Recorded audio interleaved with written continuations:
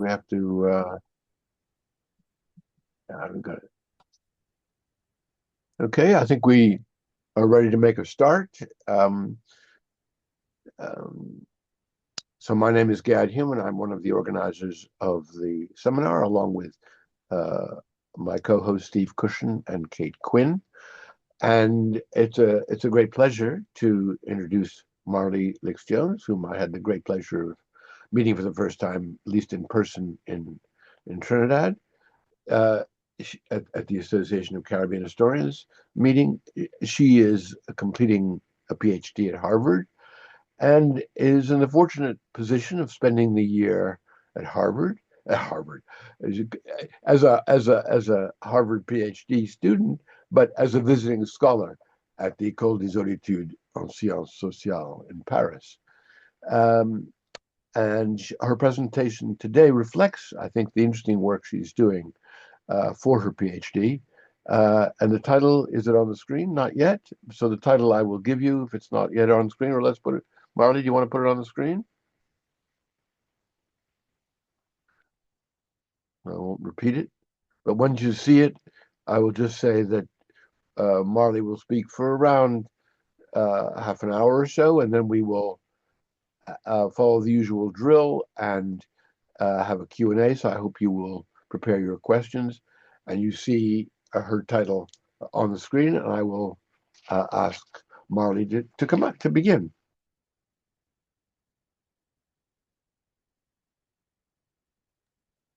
All right. Cool. Well, thank you for having me. Thank you, Gad and Steve and Kate for having me. Looking forward to sharing this. I think I'll just get right into it. As Gad said, this paper is called Some Place to Live in, Fugitive Homemaking in the Archive of Slave Rebellions. Um, it's kind of part of my dissertation project. So, here I go.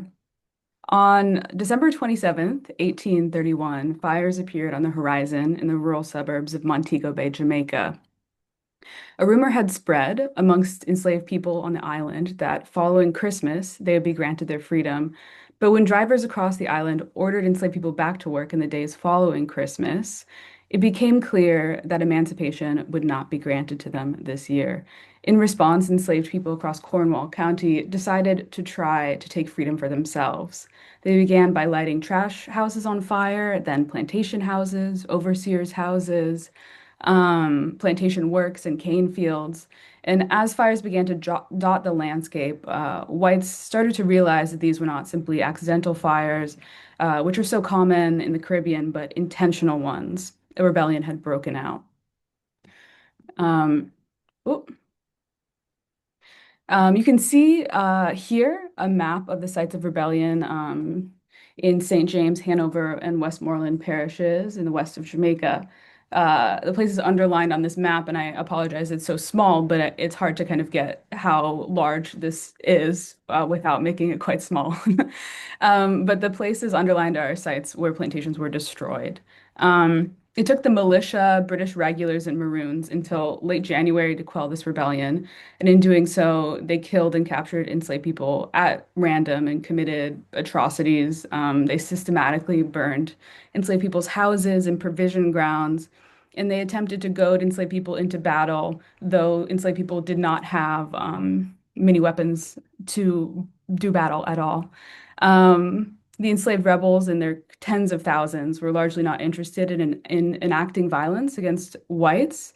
We can see this because throughout the whole rebellion, only 14 white people were killed compared to the hundreds of enslaved people who were killed by pro-slavery forces, whether that be extrajudicially or within these slave trials that I'm going to end up spending a lot of time talking about today.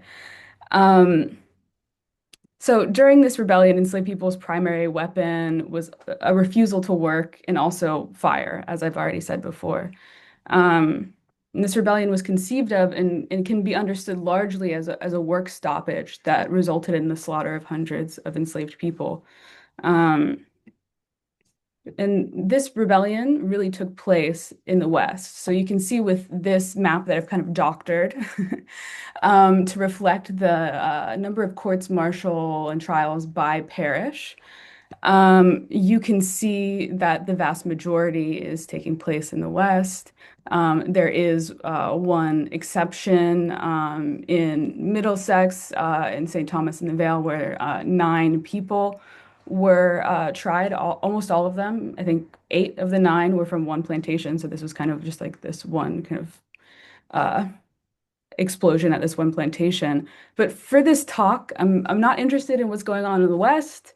I'm going to take you all the way to the other side of the island. This is 180 kilometers as the crow flies, from Montego Bay all the way east to 2 parishes, St. Thomas in the east and Portland Parish. And you can see over here on the, what is it, the right of your screen, maybe? I don't know if it's reversed or anything.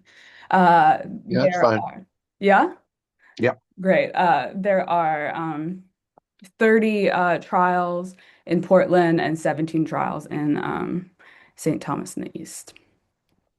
So we have this kind of well-trodden narrative about what happened in the West. This is a very famous rebellion, an incredibly important one. As historians talk about, Samuel Sharp and his lieutenants, the Baptist and native Baptist preachers making plans and spreading rumors.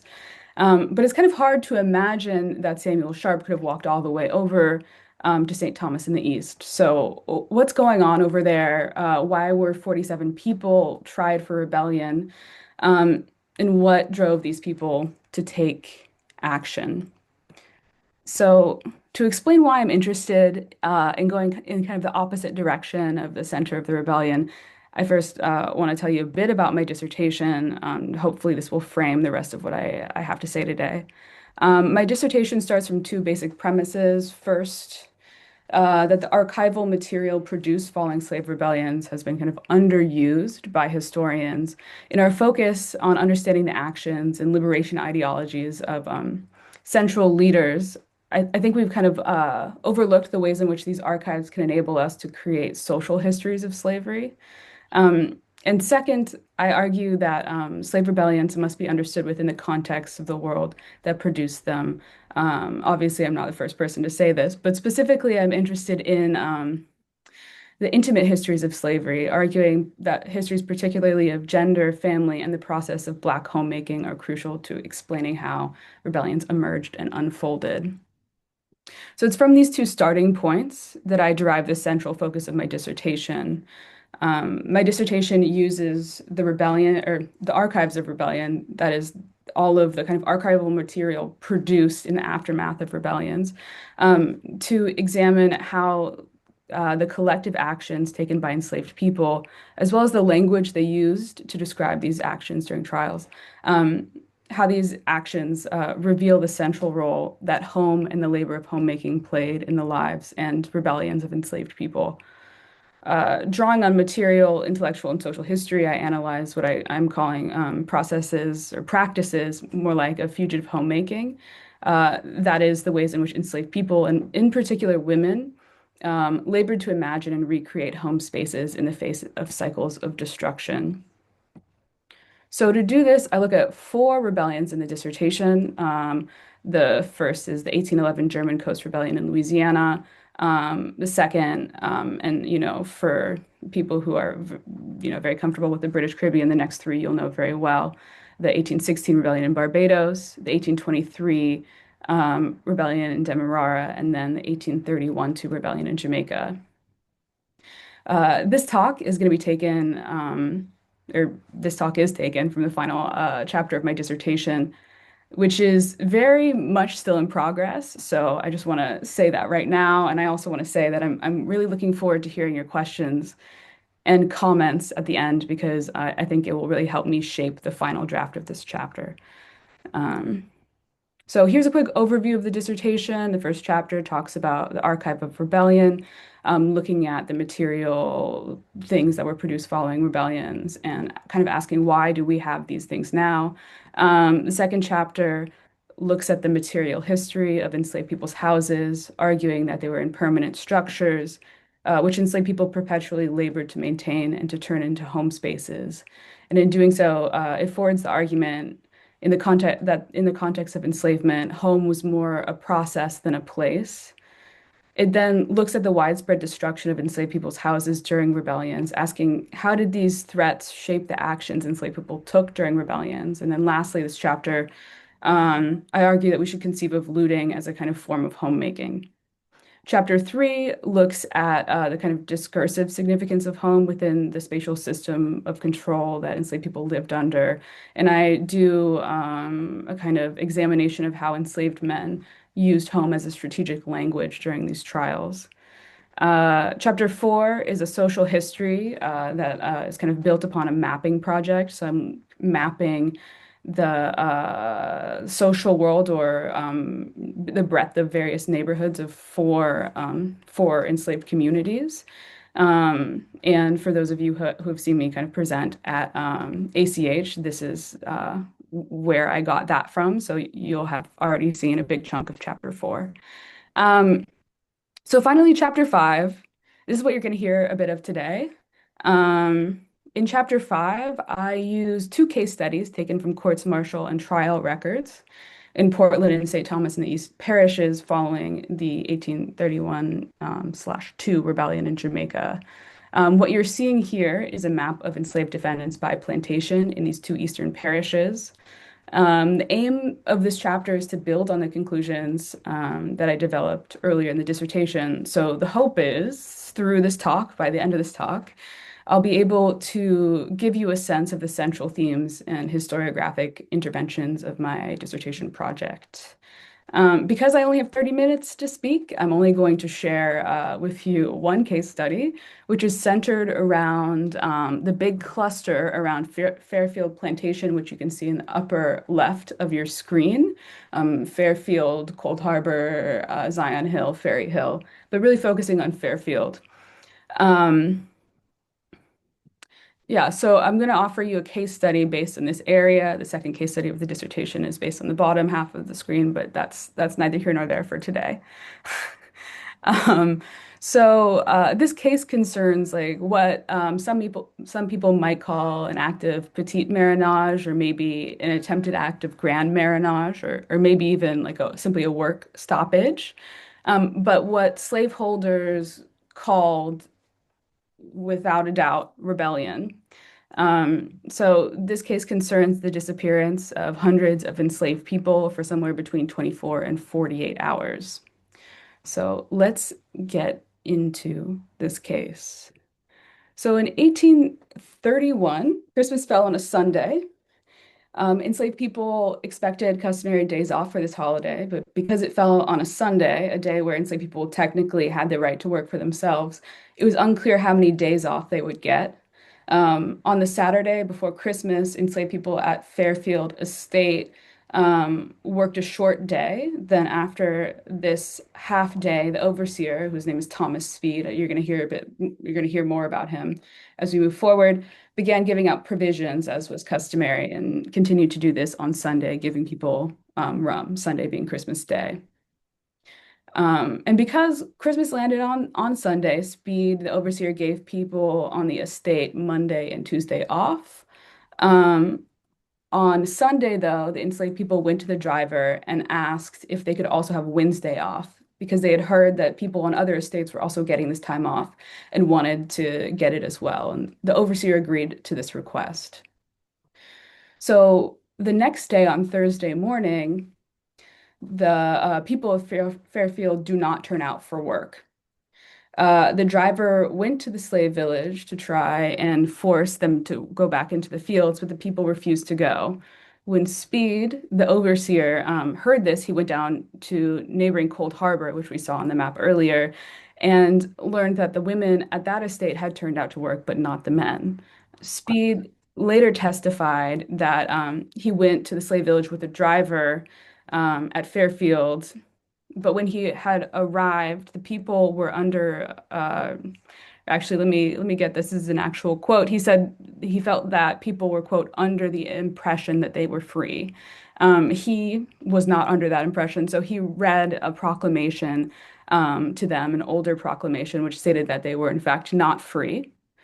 After that, he asked them, quote, "Will you work or do you persist in refusing. And the people at Fairfield remained silent. They didn't respond to him. So the driver and the overseer ended up leaving. The next day, this is Friday, the overseer returned to the village, but this time with reinforcements, including a captain of the 77th Regiment. But when they arrived at the village, everyone was gone, except for children and a few elderly women. Eliza Furr and Eleanor Wilson are two of these elderly women. The overseer went to the back to the village, which was remained empty that night, and asked these two women who were matriarchs of very large families to call their children and husband back to the plantation.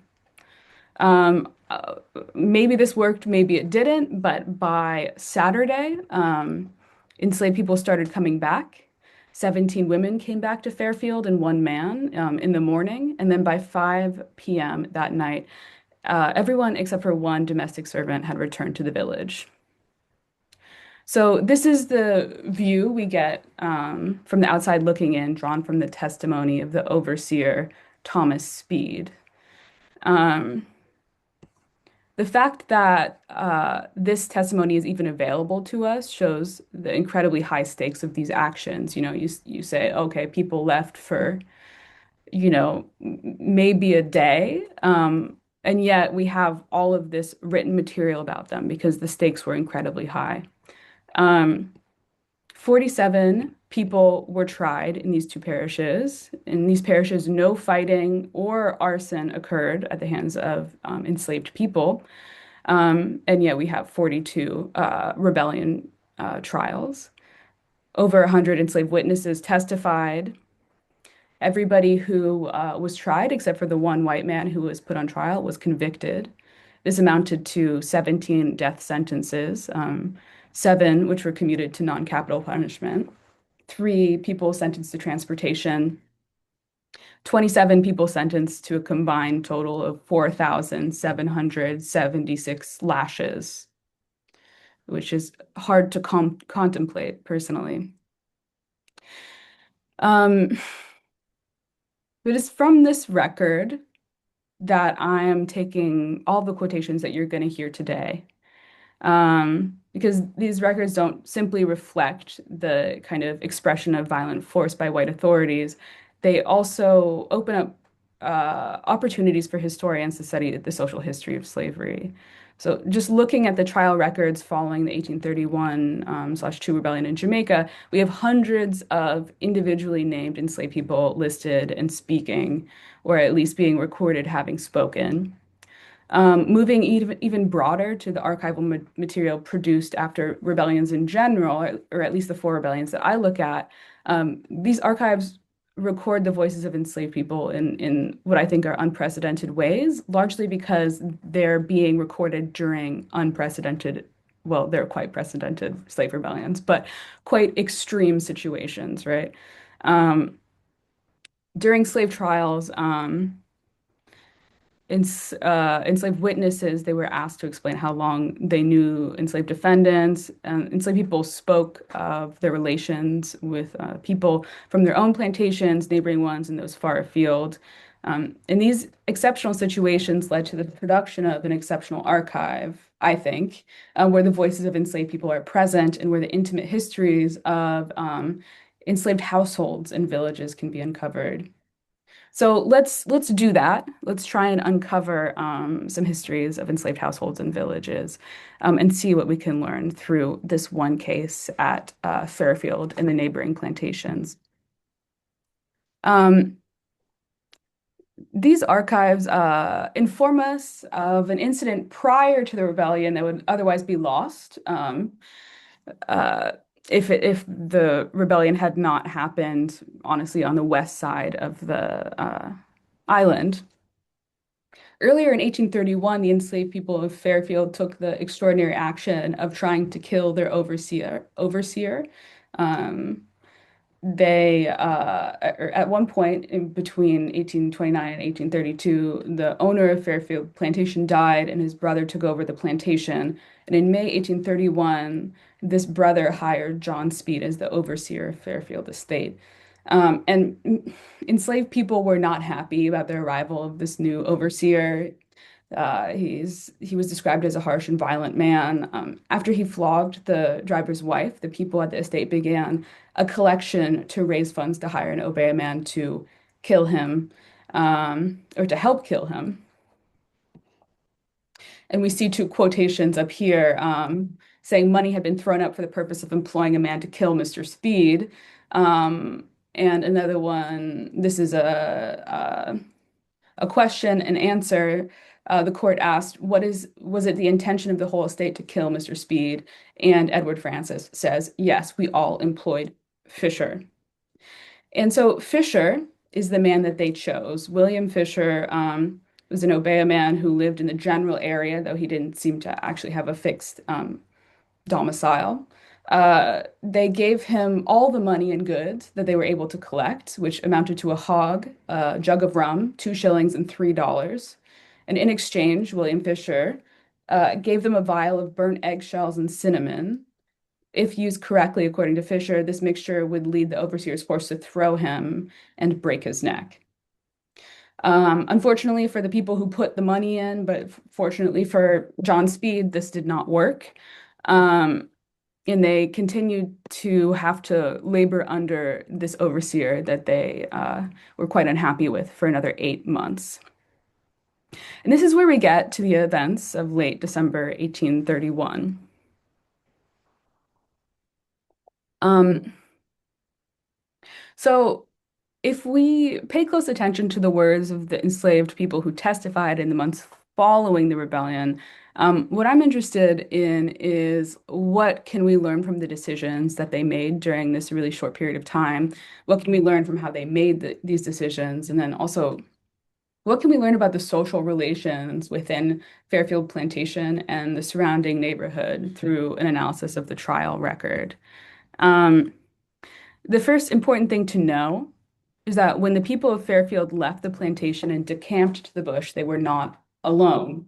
Most of the people at Zion Hill, Ferry Hill, and some from Cold Harbor met the Fairfield plantation people in the woods above their provision grounds. So the people from these various plantations had provision grounds that are kind of in between all of these plantations that I have up here. There were also people there from Mount Pleasant and Boston. I don't think I have these labeled, but they're noted. And one thing I want to kind of make note of is that between 140 and 250 people lived at each of these estates. So when we're saying, oh yeah, the village was empty, we're talking about a really, really significant number of people who are meeting up in the forest behind the provision grounds of Fairfield. So how did they make the decision to do this? The trial records show that enslaved people in this neighborhood had closely intertwined social worlds. They spoke to each other in quotidian moments, like on the road, in provision grounds, or at each other's houses. I have a few quotations up from the trial record. Um, One woman, Christian McDonald, who was enslaved I forgot to write it down, but a woman, not in a state, stated that a man had never told her of being free, but she had heard it from several persons on the road. We have Thomas Lindsay traveling all the way to Boston, a state from Fairfield, and speaking to folks at the provision grounds. The next quote, we have a man visiting his wife at a different estate during Christmas, and yeah, so we see on the road, we see provision grounds, we see people meeting each other in their houses, we see families that are spread across various plantations. If you just kind of look through and catalog all of the mentions of people within these trial records. And we can also see even more so because Christmas time was a particularly social period. Enslaved people had the time and the customary right to travel.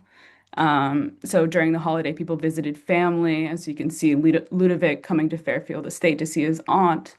Um, on Sunday, Christmas Day, there was a grand market at Zion Hill that many enslaved people went to. I did not write this down, but they hosted a party, a Christmas party on Wednesday at Fairfield Estate that people from multiple plantations, including Ludovic, who's mentioned up here, attended. And then we have a quote from one of the Christmas players who lived at Boston Estate. He said, I played the drum on Tuesday at Elmwood, Rose Garden, and Windsor Forest Estates, and then returned to Fairfield that evening. So we see people quite mobile during this time. And yeah, taking advantage of their kind of social networks. Throughout these exchanges, kind of quotidian and more spectacular in the case of like big Christmas celebrations, they got to know each other. People in this neighborhood gossiped about freedom, and ultimately they planned an escape. So how did people make these decisions? We see very clearly that they did it in part through kind of neighborhood social connections. I have a quotation here that's of an enslaved woman, Susan Bryan, who's talking to another enslaved woman in her house. She was overheard by the overseer kind of sneaking around the plantation. But she's talking about, they've heard that Fairfield, Zion Hill, Ferry Hill, they're all not going to go to work. So what are they going to do? Um, so not only do these trial records allow us to map the development of a neighborhood, they also let us look into the kind of decision-making processes of slave villages and households. So on the village level, collective decision making cannot be more clear than the decision to all put in on a fund to kill the overseer. That's very much a collective action type thing. Um, but I also think that this collective decision making we can see as a survival strategy, both to survive the violence of their overseer, but also to make it quite difficult for whites to assign blame to individuals. We can also see this in the fact that almost everybody left the Fairfield at the same time, but only 47 were tried. And again, this is making it quite difficult for white people to decide or figure out who to punish. Um, we see collective action in nearly all of enslaved people leaving at the same time, but we also see the collective action in the people that were left behind. And this is where this quote on the slide comes in with the owner of or the overseer saying that he went to the Negro houses where he found only a few old women and some children.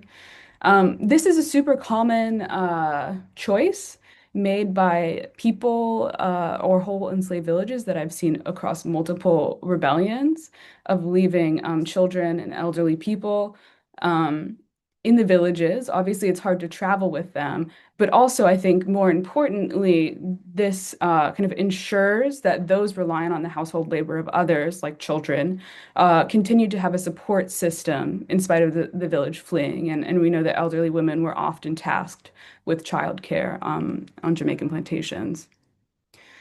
Um, these records can also tell us about social relationships within the household in really interesting ways, I think. I also think in this case study, it's quite clear that household and village decision making were quite entwined. At Fairfield, a woman named Myrtilla, who is actually the woman whose flogging purportedly triggered the Fairfield people to start collecting money to pay the Obeah man to kill their overseer. The night that the Fairfield people refused to go to work, stayed at her husband's house at Fairfield, and together they decided that he should stay but she should go to the bush. Um, and she should stay there until her husband, quote, sent to call her home, once he kind of decided that it would be safe. We also see the overseer urging Eliza Furr and Eleanor Wilson, these are the elderly women who remained at the plantation, to tell their husbands to return to the plantation. And we see this as an actual successful, or I don't know, potentially successful strategy. We do know that after the overseer goes and asks Wilson and Fur to help or to try and get their husbands to come back. There is a rumor circulated around the camp that the Maroons are going to come that night, and so that's why people come or go back to Fairfield the next day. So, um, I've talked kind of about community development and decision-making practices. But I'm also kind of interested in what was the significance of the decision itself, right? What was the significance of leaving and what did they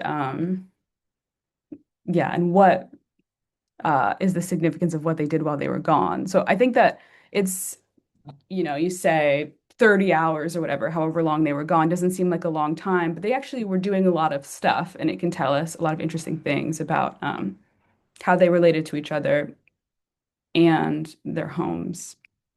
So I'm going to move to the confession of this man named Nicholas Simpson, who was enslaved to Ferry Hill. He described the plan that had developed through all of this kind of socialization or social engagement amongst people in this neighborhood.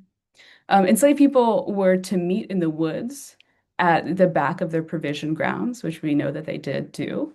Enslaved men were to build houses for women and children to live in. Quote, and this is the quote at the bottom.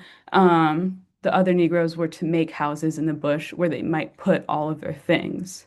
The Zion Hill people were going to go down to American Hill, which was a lookout point, and from there observed the actions of the Maroons and soldiers. And here's one of the quotations from above.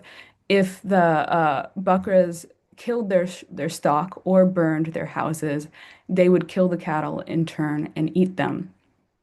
Some enslaved people had already actually, in fact, built houses in the woods, and others had been stocking up thatch for this purpose. So we see that they're very much acting on this plan that Nicholas Simpson outlined.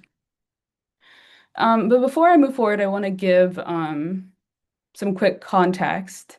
So, in response to slave rebellions, as I mentioned before, particularly in the British Caribbean, militiamen and soldiers burned enslaved people's houses. And this was so common that John R. Best, who led the counterinsurgency efforts in Barbados after the 1816 rebellion, described the destruction of slave houses as policy. The word policy is a quotation. Enslaved people were super aware of this policy across on the other side of the island.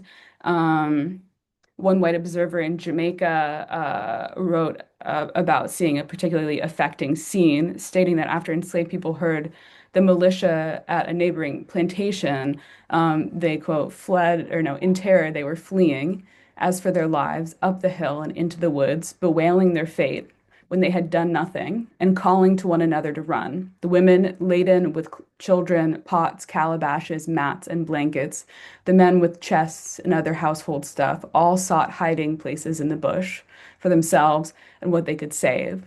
They thought that the soldiers would come and burn their houses so soon as they were done with Orange Valley.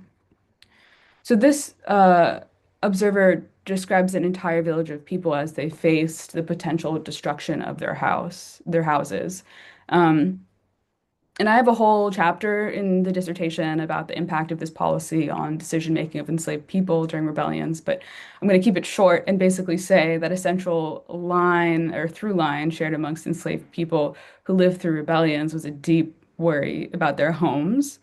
And by that I mean the structures as well as, and particularly their possessions within it, and also a deep worry about the lives of those in their household. Um, while leaving elderly women and children at the village, while all others fled to the bush, served to maintain a care network for children, it also had the added bonus of decreasing the likelihood that militia, Maroons, or soldiers would come and burn the houses down at Fairfield. So, returning to Nicholas Simpson's confession, in his telling, this act of grand marriage, or maybe petite marriage, I'm not quite sure, was built around houses and homemaking. Enslaved people were to build huts in the woods. They would carry the things in their houses out to the bush in order to live, but also in order to protect their things from arson, much like the people in the quote that I just read before. Uh, there would be a lookout group posted to keep an eye on their old houses and stock. Those are the things, that they could not carry. If their houses and animals and things were destroyed, then they would in turn kill the whites' cattle and then make a meal out of them. So, this is all a plan, right? But what did they actually do when they got in the bush together? They built houses, right? They cooked meals. They ate these meals together. They drank rum. They talked about the future. I have a collection of quotes. One says, "The same day we went away to a mountain, we sit down, and the women went to look victuals for food." Um, Edward Francis says that his Aunt Matilda, this is actually Ludovic, who we talked about earlier, was roasting victuals for breakfast. So this was a huge breakfast that seems like almost all of the women who joined in the bush took part in creating. And that was a shared meal amongst all these people. Um, as well, they also had many plans to build houses in the woods, and they were starting doing that. They had already started doing that. Um, and we hear a quotation that we already saw from Henry Smith that Thomas Lindsay had said that they had made 2 huts in the woods already. So here, I think these quotations can help us understand how for these people, their experience of rebellion was not that of open warfare or arson, but of doing the labors of homemaking in a radically different context. In the midst of chaos, where revolutionary change seemed like momentarily possible, they turned to the labors of homemaking. They made meals, they collected materials to build houses. On the other side of the island, folks looted household goods like beds and clothes in really high numbers. And these actions, they made visible and made real in short bursts the homes that enslaved people dreamed of outside of the confines of racial domination. Gathered in the bush as they ate their communal meals, they were making a home space where they had access to food and autonomy. These forms of homemaking are visible to historians through the enslaved people's actions during rebellions, but I believe that these imagined homes were not didn't only just exist during slave rebellions. Outside of the context of rebellions, these imagined homes remained and were expressed fugitively within the daily homemaking practices of enslaved people. Um, for example, and this is to conclude, after the women of Fairfield returned home, it's really quite hard to imagine that they did not often think of this free meal that they had made every time they made breakfast in their households at Fairfield. So that's the end. Thank you. Great. I'm just trying to, yeah, excellent. That was really interesting. Um, there's really a lot to unpick in all of this, and it's really quite fascinating. So I will mention to people that if they wish to ask a question, speak personally, then I will call on them, and otherwise they can write it in the chat. I mean, I have so many questions, but I'll just start one while people are thinking, which is so all this activity in Portland and St. Thomas. Well, you talked about Portland Parish, Mhm. but I mean, so what is the connection? Obviously, to the West. I mean, that's the thing which seems apparent. These people you didn't talk about in your quotes. There was nothing specifically linking that the West to the East, and yet we assume there are connections here. Yeah, there are no clues as to if there are connections. Uh, Enslaved people never speak in these trial records about what's going on in the West. I think that we can assume, there's often rumors that slave rebellions, or more accurately, there's often rumors that enslaved people will be freed after Christmas. And they happen seemingly every year. and with increasing fervor as we get closer to what we now know ends up being abolition. And in this year, in 1831, enslavers were incredibly animated over the being distressed about rising abolitionism. They were holding meetings where they were kind of threatening to leave England, or leave not England, but the empire, Yeah, trying yeah. to convince the United States to take on Jamaica. And so there was a lot of discussion that maybe led people to believe that uh, it would be productive to take these actions in this very year. And we do see a few years later that, in fact, it was quite productive. And uh, many of these people who made it through this rebellion lived to see emancipation. Very interesting. You know that it's quite interesting. You talk about the white community, the enslavers, the meetings, but of course, it'd be interesting to find out if they actually had such meetings in the East as well as the West. We know they happened in various, you know, colonial church unions, St. Anne, other places. But it'd be quite I interesting. Yeah. I have there is one enslaved man who's in my second case study who in his defense is basically like, I didn't participate in the rebellion. I'm being set up by other people. He was a driver and people didn't like him. But he mentions fairly specific parliamentary discussion. Mm, And he mentions what is it, Lushington and the discussion of the 70 uh, thousand people enslaved to free Black people or free people of color.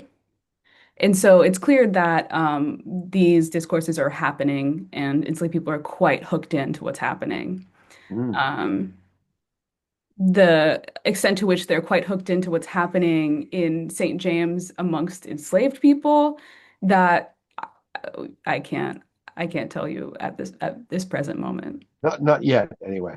So in the comment, um, so you might see Elridge has said refer to the Maroons, they're the same Maroons who lived quote in the bush as free people, because of course he associated them with soldiers. That's his question.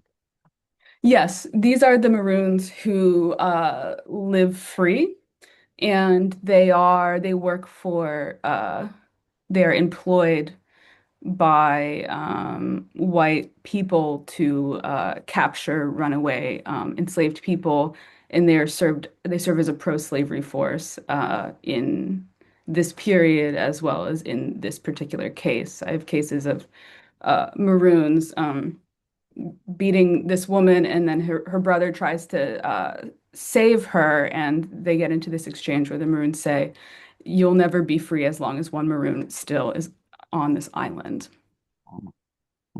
Interesting. A long history there. Abigail says, based on the statements, were you able to see where family members were enslaved in different estates, so a family tree or links could be created? Absolutely. Yes. That's the hope. Give me more time and hopefully I can do a lot of that. Okay. Uh, we'll accept that, even though we don't have a lot of time. No, it's not. It's not true. So Me a lot of time in the, longer I durée. know, I know, I know. I realize that. Um, Jeanette says, do the archives of the events around Fairfield in 1831 speak about the hangings, lashings, all the rest of it actually taking place, all the horrors that took place? Yeah, so they much like almost all of the these trial records in Jamaica, when people are sentenced to various forms of punishment, whether that's capital punishment or lashings, they are quite specific about where those should take place. Um, for example, there is one man who is ordered to be hanged at this mango tree that is in the intersection between two of these plantations and where enslaved people often met. And so they very explicitly say where they want people to be hanged for the kind of maximum, causing the maximum distress for enslaved people. They also hanged people at this market, at the site of this grand market at Zion Hill, where they had the Christmas market. In terms of transportations, though, it's that people administrators found transportation quite difficult in this time period because they couldn't really find places to transport enslaved people who were convicted of rebellion. And so sometimes people are confined to the workhouse for an incredibly long time and end up dying in prison or their transportation sentences commuted because they can't find places to transport them. Yeah. Jeanette, who is clearly speaking from Jamaica, says that she's traveled a lot in Portland and had no notion. Well, of course, I worked on the Morambe Rebellion using not the same approach, but some of the data for that rebellion. And of course, though, well, it had effects in Portland as well as St. Thomas Mhm. East, and this is an area of yeah, which has a big history in that sense. Steve Absolutely. has a question, so he might want to unmute yourself. Yes, thank you. I'm thinking of W.E.B. Du Bois's idea of the general strike, Uh-huh. and uh, I mean, this really does seem to me like a strike. Now, I've Hmm. been involved in quite a lot of strikes in England on the Uh-huh. buses in a university and so on, and I know how difficult it is to organise them when the worst that's going to happen to you is you're going to lose a few days' money. Uh, Hmm. no one ever threatened to burn my house down, flog me, or hang me for organising a strike. Now, that really does seem to me to be a big, big difference. And I'm just interested in the idea of, I'm fascinated by the idea of how could people organise these actions faced with this level of employer terror, if you will.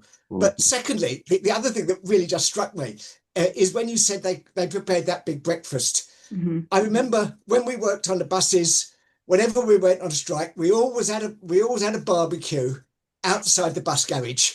Hmm. And that was sort of so that I know that's not a comparison, but it really kind of brought that memory back to me. So thank you very much.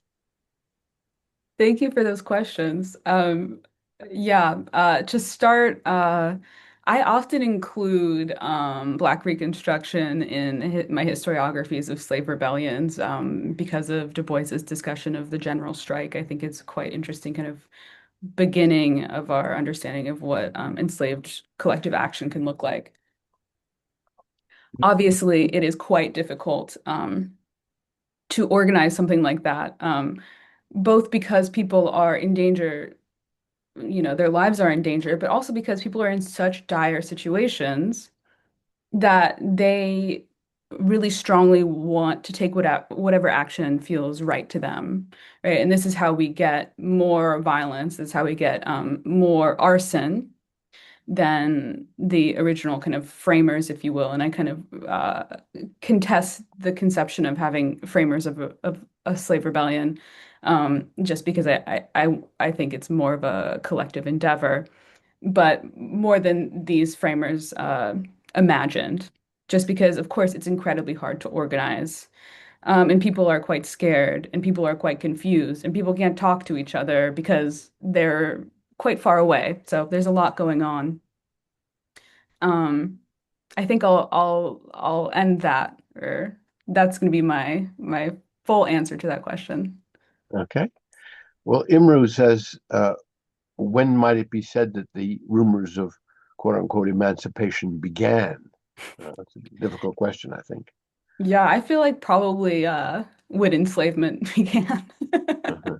I think people are always dreaming of finding of freedom coming in one way or another.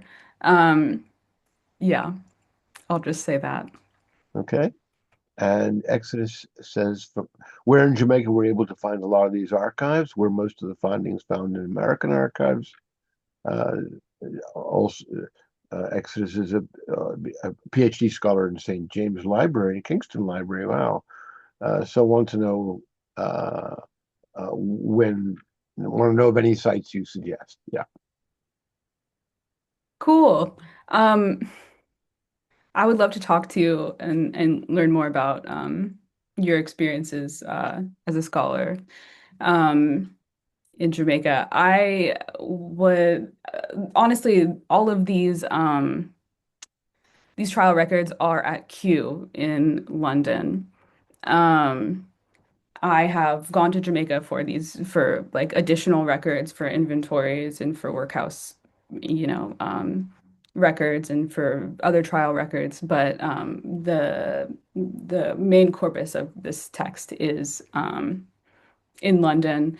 I know that these records have been digitized, but you need access for very expensive access, usually through a university, to have access to them, though I know ACH is trying to convince the folks who digitize them to make it a bit more open. Yeah, but I would love Sorry, to talk to you. which archives are digitized that you talk The about? Colonial Office archives. The ones in Kew. Yeah. Hmm. Yeah. Yeah. So let's see. Miles has a question uh, if he comes on, and Hi, Marley. How you doing? yeah, Hey, nice to see you. Yeah, good to see you, and really nice to hear some of the work. It's great, and um, uh, it was really again to perhaps to come back a bit to Gad's question about the West and the East, and just to sort of think about whether the sort of, if you like, not quite the lack of action, but the clarity with which you can see it, because in a sense there's less going on in the parishes that you look at, mean that it's a sort of a sign of what might have happened in the West if things Mm. hadn't got so immediately chaotic. I mean, your map of the burning shows that, and then everybody is moving all over the place. No one has time really to build a hut in the woods. You know, it doesn't play out like that. Or is it the case that, the burning in the West is the sort of indicative set of actions, and the East is a sort of strange outlier? I'm completely undecided on that. So welcome your thoughts about it. Yeah, I think that the reason that I was drawn to the East, I mean, part of it is that I've been doing kind of networking stuff based off of these trial records, and of course, doing it in St. James requires me to find neighborhoods amongst very complex and, as you said, very chaotic um, like events, and Yeah, so when I've done a couple of those, and I've been like, okay, but it's a little it's a little looser than I yeah, wanted, right? So that's one of the reasons that I went to the East. But also I think that in some ways, right, the burning, the chaos, it obscures the experience of the majority of the people who lived through it, right? Most people didn't burn. Most people didn't fight, though they lived through that, right? But they're not mm, actually the actors. And so I think that the absence of that helps us get at what maybe happened for all those people who did flee. And I remember seeing a quote that like two-thirds of the mhm, plantations are either not working or gone in the West. And so I think that it gives us access to those experiences mm. that are quite different than the kind of big, bright ones that we see in the trial records um, in the West. Great, thank you, Mhm. thank you. um, let's see. Kurt has a question about are there local stories or memories in present day Fairfield? I don't know. I would love to know. I'll give it a, if anybody here knows, then I would love to talk to them. Absolutely. I'm hoping, of course, to go back to Jamaica over the summer, hopefully to go to ACH and see family and all that stuff. And maybe I'll go over there because for a long time I was really focusing on the West. But I actually have family in St. Thomas, so it could be easier actually for me socially to Uh-huh. figure out some stories in the Uh-huh. in the East. Interesting. Yes, it would be very interesting to hear that. Marcia has a question. Hmm. And if she gets unmuted, Steve.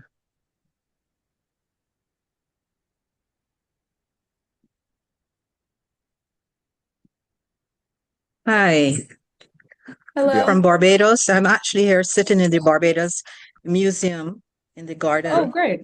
Great. Um, but there are two things that I'm sharing with you, Hmm. and it may assist you in giving more context to the enslaved people.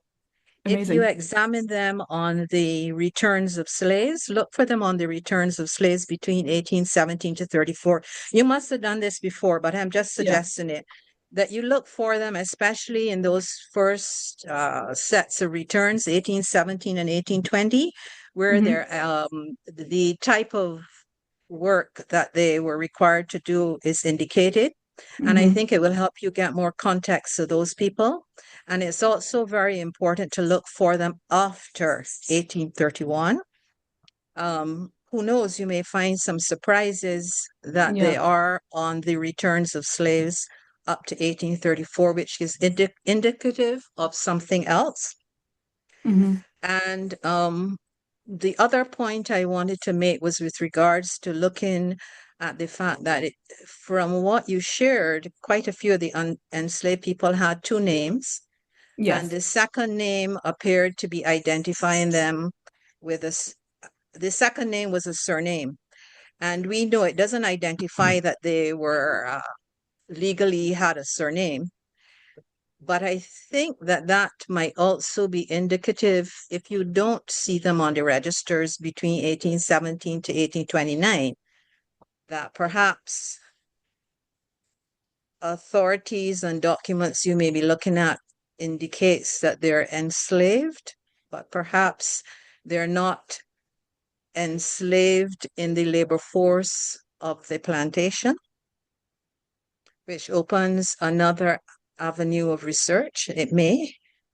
Mhm. So those two areas are very important.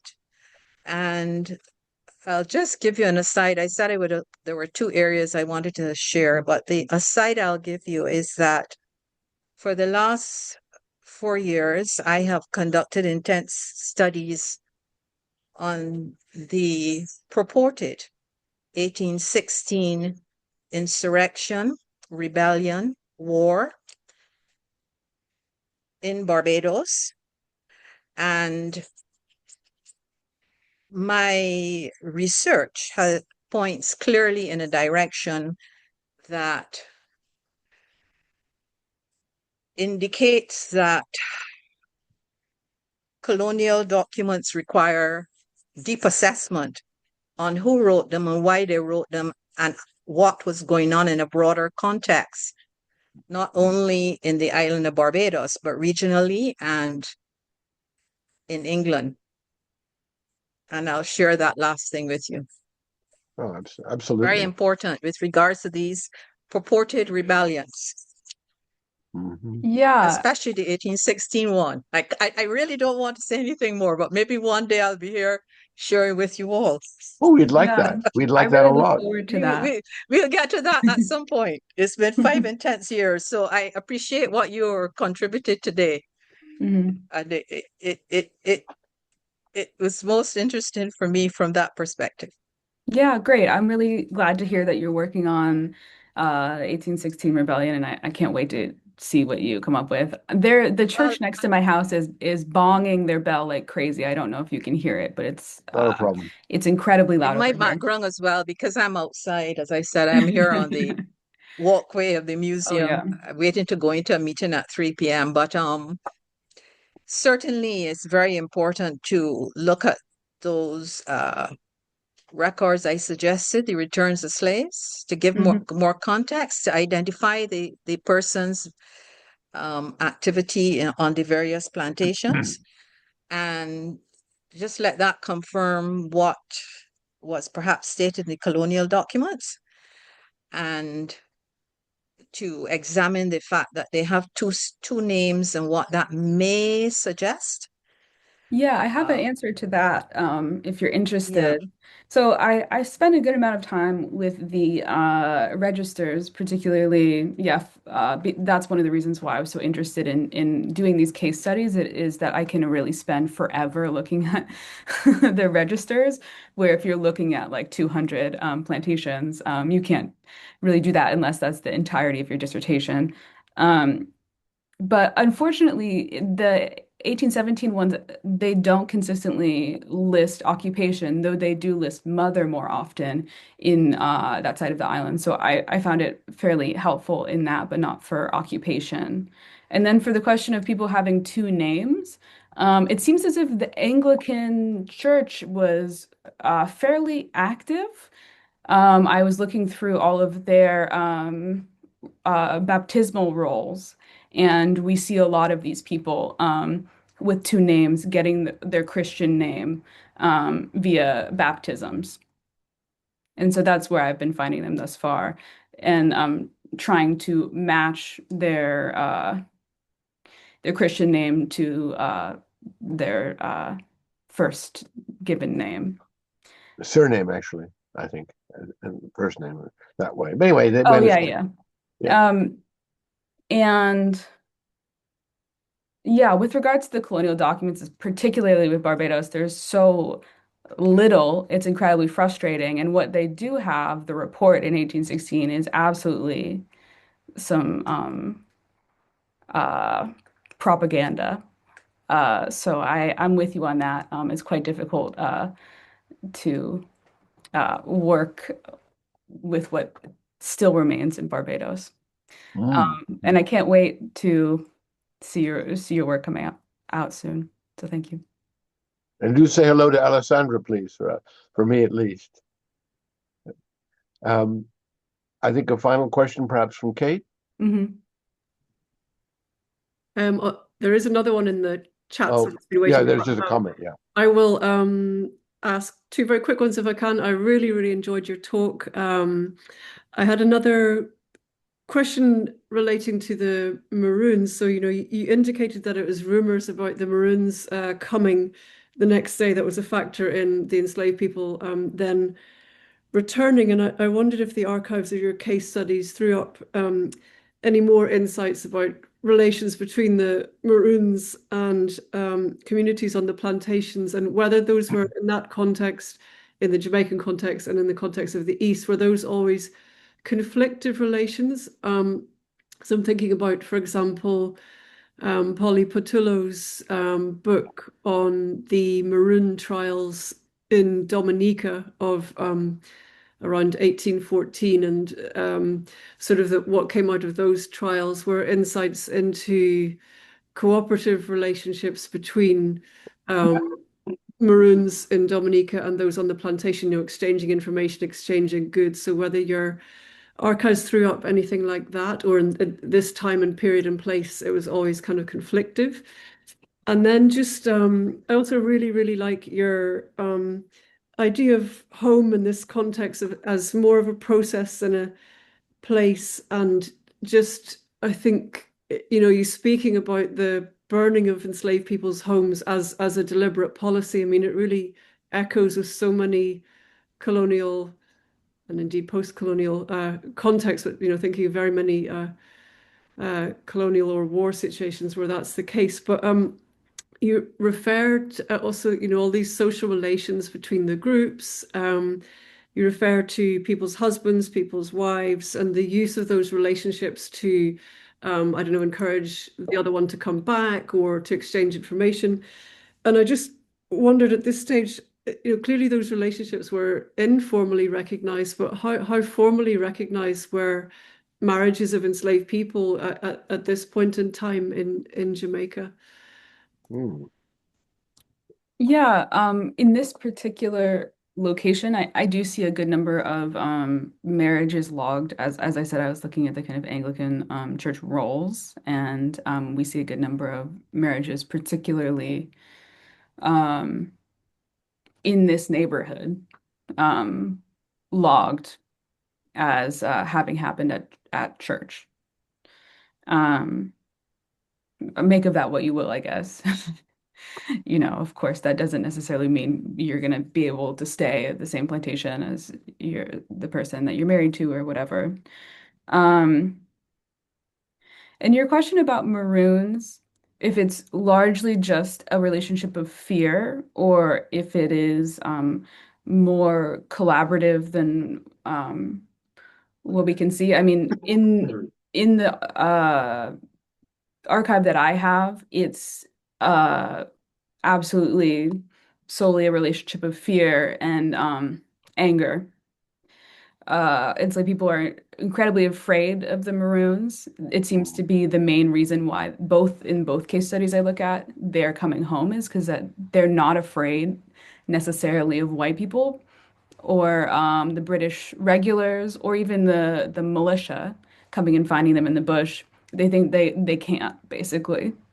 But they feel that the Maroons can, and of course, there's two very fairly large Maroon villages quite close, and so they must have a better knowledge or awareness of the Maroon settlements than some people in other parts of Jamaica. And there's also one way that Maroons kind of come into this in terms of imagining freedom. You do see some enslaved people talking and asking, well, how did the Maroons get free? Didn't they fight for freedom? Mm. And I can't tell to what extent that is white people's fear of what enslaved people are saying, or if enslaved people are actually saying this during the rebellion. Maybe a little bit of both. Um, but so maybe in a kind of like theoretical or possibility sphere, the Maroons could offer something positive. But in practice, in these archives, they are pro-slavery forces pretty aggressively. Mm. Fascinating. It's a great project. I really loved hearing about it, so thank you. Thank you. Thank you for having me. I really appreciate it and for all your questions. There are a couple of comments. Cool. Jones sort of is evocative of Guyana. There are Yes. also some thank yous and praises. And Kurt says, compares it or at least links to what happened subsequently in St. Eustatius, which is quite an Mhm. interesting point, I think.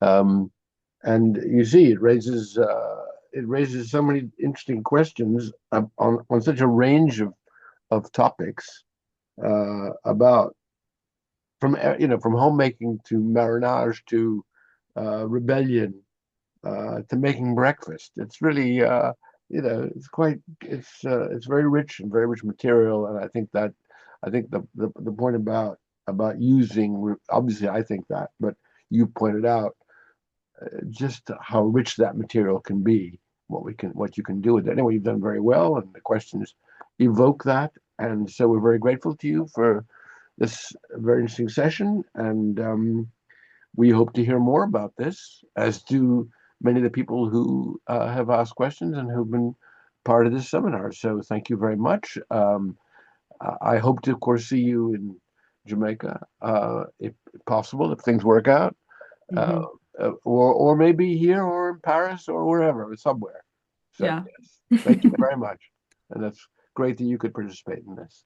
Yeah, thank you. Once again, thank you and thank you to everybody for coming. It's very kind that everybody was willing to spend, this time with me, especially, as I'm trying to finish this dissertation. It's nice to see that, some people want to hear the kind of mad A lot of ravings of people, my mind. a lot of people want to hear. So yeah, good. Thank you Um, very much, and we'll be in touch, I'm sure. mhm. Great.